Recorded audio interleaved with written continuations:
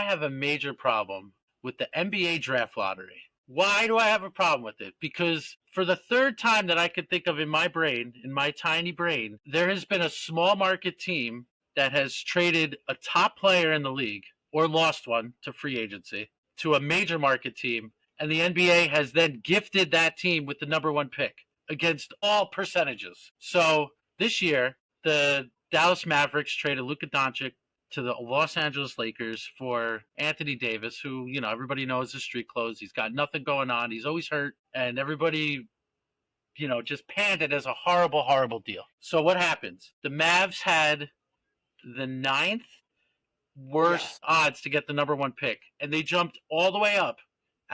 What were the odds, Rob? They were like, do you remember? 1.8%. 1.8. Yeah, exactly. 1.8. 1.8%, and they won it.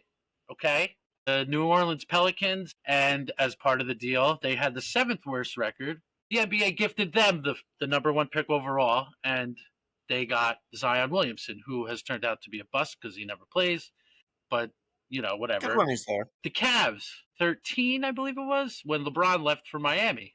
They had the ninth worst record, and they drafted Anthony Bennett, who also turned out to be a complete bust with the number one overall pick. But here's where my problem comes in. The Knicks, from 2002 to 2022, were in the lottery 16 times, okay? 16 times they were in the lottery. You know how many times the Knicks moved up even one slot from their lottery position? Just take a guess. 0. 0. Wow, I nailed it. 0 times. I mean, this rant had to go somewhere. You were the pick master. You know how many times they moved down from their draft slot? More than 0. More than 0. 5. 3. Oh. 5 times. So that means 11 times also. They just stayed where they were. And it's clearly rigged. It's clearly not a lottery. It's clearly just screwing over a lot of teams. ESPN says nothing. TNT says nothing. All these partners say nothing. People are pissed off. I just don't get it, and it pisses me off.